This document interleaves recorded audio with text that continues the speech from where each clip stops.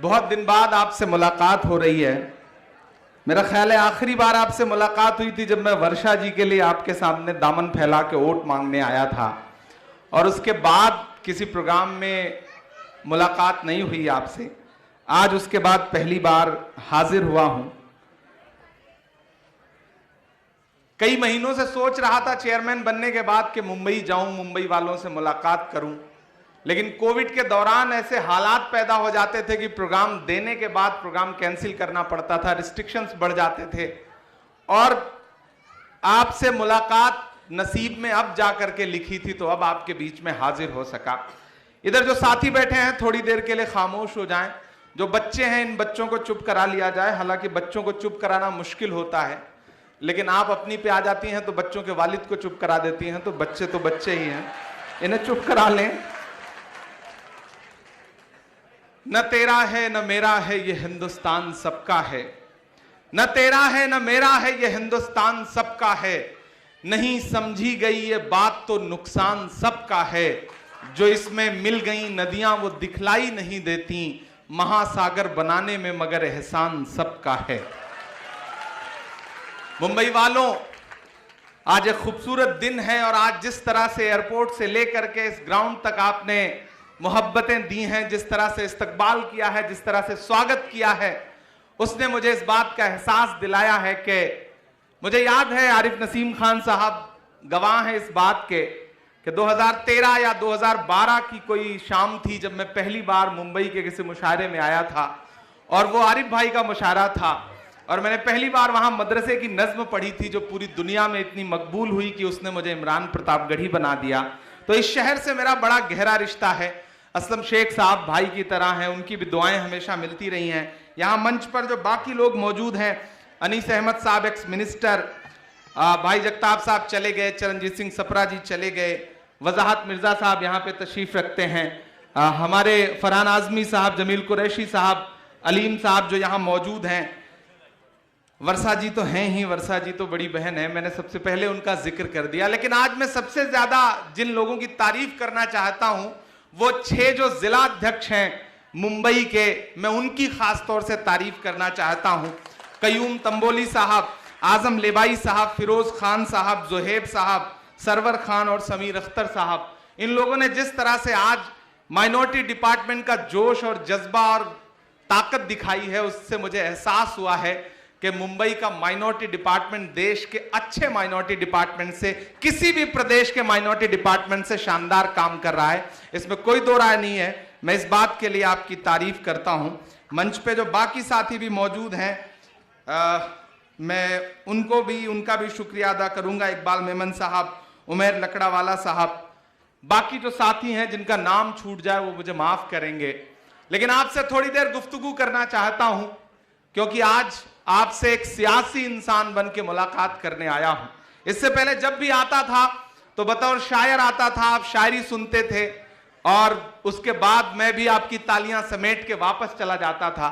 लेकिन आज चूंकि जिम्मेदारी लेकर के आया हूं तो मेरा फर्ज बनता है कि आपसे थोड़ी देर गुफ्तगू करूं। हम आतिशे सोजा में भी हक बात कहेंगे, हम आतिशे सोजा में भी हक बात कहेंगे, कुंदन की तरह दहर में ताबिंदा रहेंगे। तारीख बताती है कि हर दौरे सितम में हम जिंदा थे, हम जिंदा हैं, हम जिंदा रहेंगे।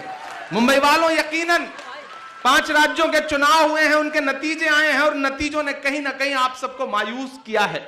मैं कल राहुल गांधी जी के पास बैठा था और मैंने उनसे बताया कि मैं मुंबई जा रहा हूं, कार्यक्रम है, तो उन्होंने कहा कि इतनी जल्दी, अभी तो चुनाव खत्म हुए थे, तुमने कार्यक्रम क्यों लगा लिया?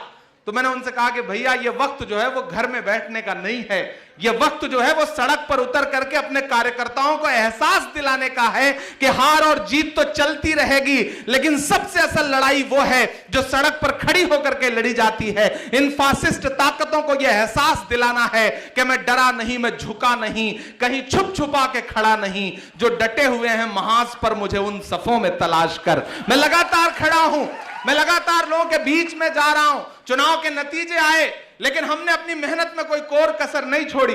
वर्षा जी यहां गवाह हैं, ये उत्तर प्रदेश में इन्होंने भी बहुत मेहनत की, और इस मेहनत का मैं गवाह हूं, और मेरी मेहनत की ये गवाह हैं कि उत्तर प्रदेश में मुझे पता था कि नतीजे लगभग वही होने जा रहे हैं क्योंकि उस तरह की तरंगें आ रही थीं। लेकिन आप यकीन करें कि अकेले उत्तर प्रदेश में मैंने सबसे ज्यादा रैलियां की, 67 सभाएं मैंने अकेले की हैं। 38 दिन मैं घर से बाहर रहा। मुझे लगा कि नहीं, चाहे जितने वोट आए, हमारे प्रत्याशी कितनी भी कमजोरी या मजबूती से लड़ रहे हो, मेरा फर्ज बनता है कि मैं उनके साथ खड़ा नजर आऊं। मैं सिर्फ उत्तर प्रदेश में नहीं था, मुझे नसीम भाई, असलम शेख साहब दोनों लोग मिले, मुझे गोवा में भी मिले, मुझे पंजाब में भी साथी लोग मिले, मुझे मणिपुर में भी नजर आए, मुझे उत्तराखंड में भी नजर आए। मैंने देश में 80 से ज्यादा सभाएं की। मैं लगातार लोगों के बीच में खड़ा रहा, और क्यों खड़ा रहा उसकी वजह बताता हूं, और उस वजह के दो लोग गवाह हैं, आरिफ नसीम खान साहब और असलम शेख साहब। अभी पिछले दिनों ख्वाजा गरीब नवाज के दरबार में चादर जानी थी। राहुल गांधी जी उस चादर को रवाना करते हैं। आप दोनों लोग गवाह हैं मेरी इस बात के। जब वो चादर रवाना कर रहे थे तो चादर रवाना करने के बाद वो सबसे नेताओं से बैठ के बात करने लगे। क्योंकि माइनॉरिटी डिपार्टमेंट के अध्यक्ष की हैसियत से वो मेरा काम था, वो मेरा फर्ज था। चादर के बाद हम सारे लोग बैठ के बात करने लगे तो हमारे मध्य प्रदेश के एक विधायक साथी हैं आरिफ मसूद साहब, उन्होंने जिक्र किया इस बात का कि किस तरह से आज ये फासिस्ट ताकतें हमें कुचलना चाहती हैं, हमें दबाना चाहती हैं, ऐसे में हम क्या करें। तो राहुल गांधी जी ने एक बात बताई, उन्होंने एक वाकया बताया, और वो वाकया मैं आपसे भी शेयर करना चाहता हूं। राहुल जी ने कहा कि आरिफ साहब, उनका नाम आरिफ मसूद है, आरिफ नसीम भाई भी बैठे हुए थे, उन्होंने कहा कि बताइए इस्लाम क्या है। राहुल जी का सवाल था इस्लाम क्या है। आरिफ मसूद साहब ने जो जवाब दिया वो जवाब उनका अपनी जगह सही था, लेकिन राहुल जी उससे संतुष्ट नहीं हुए। उन्होंने कहा नहीं, मैं आपको बताता हूं। सब चौंक गए। हम 35 लोग थे पूरे देश के, अलग अलग राज्यों के तमाम अकलियतों के बड़े नेता उस प्रोग्राम में मौजूद थे। सब हैरत से राहुल जी की तरफ देखने लगे कि अब राहुल गांधी जी क्या बताएंगे। तो राहुल गांधी जी ने कहा कि मेरा एक कुली दोस्त है, वो दिल्ली रेलवे स्टेशन पर कुली का काम करता है, हाशिम नाम है उसका, उसने मुझे जो बात बताई है वो मैं आपको बताना चाहता हूं। हम सारे लोग चौंक गए कि राहुल गांधी ये कह रहे हैं कि कुली हमारा दोस्त है, और उसने मुझे जो बात बताई है इस्लाम के बारे में, ईमान के बारे में, वो मैं बताता हूं। फिर राहुल जी ने हमें एक हदीस सुनाई कि ईमान का आला दर्जा वो है कि अगर आप जुल्म देखें तो अगर आपके अंदर ताकत है तो आगे बढ़ें और ताकत से उसे रोक दें। दूसरा दर्जा यह है कि अगर आप में ताकत नहीं है उतनी कि आप आगे बढ़ के ताकत से रोक सकते हैं तो जबान का इस्तेमाल करें और जबान से जुल्म के खिलाफ आवाज उठाएं। अगर वो भी नहीं कर सकते तो सबसे कमतर दर्जा यह है कि उसे दिल में बुरा माने और वहां से हट जाएं। यह हमें किसने सुनाया? राहुल गांधी जी ने। असलम भाई और आरिफ नसीम खान साहब इस बात के गवाह हैं। आप जानते हैं, आप सारे लोगों ने मुशायरों का मेरा सफर देखा है। आपने देखा है इसी मुंबई के मुशायरों में किस तरह से आपने दुआओं से मेरा दामन भरा है, और मैं आराम से आता था, स्टारों की तरह मुशायरे में पढ़ता था, और उसके बाद ठीक ठाक पैसे भी मिलते थे और वापस चला जाता था। लेकिन पिछले 6-7 महीने से मैंने सब कुछ एक किनारे रखा और शहर दर शहर, सड़क दर सड़क, गांव दर गांव जाकर के गलियों की खाक क्यों छान रहा हूं? क्योंकि राहुल जी की वो जो बात है ना कि आपके ईमान का एक दर्जा यह है कि अगर ताकत है तो जुल्म के खिलाफ ताकत से लड़ो, अगर ताकत से नहीं लड़ सकते तो जबान से लड़ो, और जबान से भी नहीं लड़ सकते तो दिल से बुरा मानो उसे। मैं उस बात पर अमल कर रहा हूं। मैं शहर दर शहर जा रहा हूं। 5 राज्यों के नतीजे आए। AICC में कोई नेता बैठने को तैयार नहीं था, लेकिन आप यकीन करें सबसे पहले नतीजों के 4 दिन के बाद मैंने अपने ऑफिस में फोन किया और मैंने कहा ऑफिस खोलो, मैं ऑफिस आ रहा हूं। तो उन्होंने कहा सर एकदम सन्नाटा है।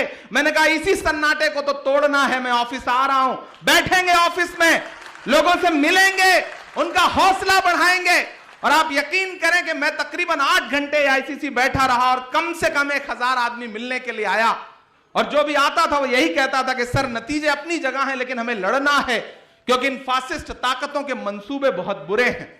मैं यहां बैठे हुए तमाम साथियों से एक बात कहना चाहता हूं, मुंबई वालों, ये मुंबई है, ये महाराष्ट्र की सरजमीन है। इस सरजमीन से उठी हुई आवाज पूरे देश को एक रुख देती है, और मुझे खुशी है कि कांग्रेस अध्यक्ष ने सरकार बनाने का जो भी फैसला लिया, यहां आज जो सरकार चल रही है, महाराष्ट्र वालों आप खुशनसीब हैं कि माहौल अच्छा है, वरना मैं तो उत्तर प्रदेश से आ रहा हूं। हमने देखा है लोगों के घरों पे चलते हुए बुलडोजर, मैंने देखा है NRC मूवमेंट के दौरान